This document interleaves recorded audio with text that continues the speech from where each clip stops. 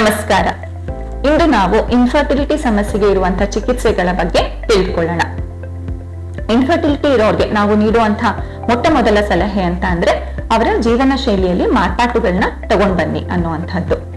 ಅವರು ಸಮತೋಲನವಾದ ಆಹಾರವನ್ನು ಸೇವಿಸಬೇಕಾಗತ್ತೆ, ವ್ಯಾಯಾಮ ಮಾಡ್ಬೇಕಾಗತ್ತೆ, ಅವ್ರಿಗೆ ಸ್ಟ್ರೆಸ್ ಏನಾದ್ರೂ ಇದ್ರೆ ಅದನ್ನ ಕಡಿಮೆ ಮಾಡ್ಕೊಳ್ಬೇಕಾಗತ್ತೆ, ಸರಿಯಾದ ಪ್ರಮಾಣದಲ್ಲಿ ನಿದ್ದೆ ಮಾಡ್ಬೇಕಾಗತ್ತೆ, ಮತ್ತೆ ತೂಕ ಏನಾದ್ರು ಜಾಸ್ತಿ ಇದ್ರೆ ಅದನ್ನ ಕಡಿಮೆ ಮಾಡ್ಬೇಕಾಗತ್ತೆ.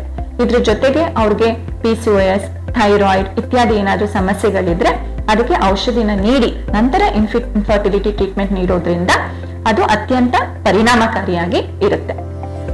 ನಾವು ಯಾವ ರೀತಿಯ ಟ್ರೀಟ್ಮೆಂಟ್ ನೀಡ್ತೀವಿ ಅನ್ನೋದು ಅವರ ವಯಸ್ಸು, ಅವ್ರಿಗೆ ಯಾವ ರೀತಿ ಸಮಸ್ಯೆ ಇದೆ, ಅದರ ತೀವ್ರತೆ ಏನು ಅನ್ನೋದ್ರ ಮೇಲೆ ನಿರ್ಭರ ಆಗಿರುತ್ತೆ. ನಾವು ನೀಡುವಂತಹ ಅತ್ಯಂತ ಸರಳವಾದ ಟ್ರೀಟ್ಮೆಂಟ್ ಅಂದ್ರೆ ಅಂಡಾಶಯದಲ್ಲಿ ಅಂಡಾಣು ಬೆಳವಣಿಗೆ ಆಗಿ ಅದು ಬಿಡುಗಡೆ ಆಗುವಂತಹ ಟ್ರೀಟ್ಮೆಂಟ್.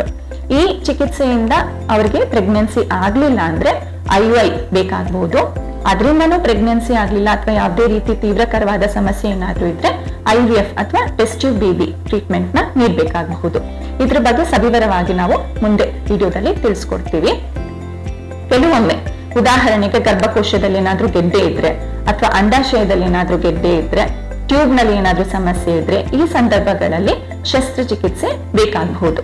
ಹಿಸ್ಟೋಲ್ಯಾಪ್ರೋಸ್ಕೋಪಿ ಅನ್ನುವಂತಹ ಸರ್ಜರಿನ ಸೂಚಿಸ್ತೀವಿ.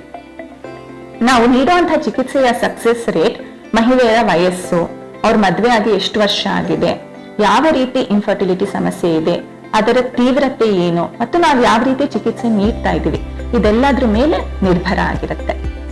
ಧನ್ಯವಾದಗಳು.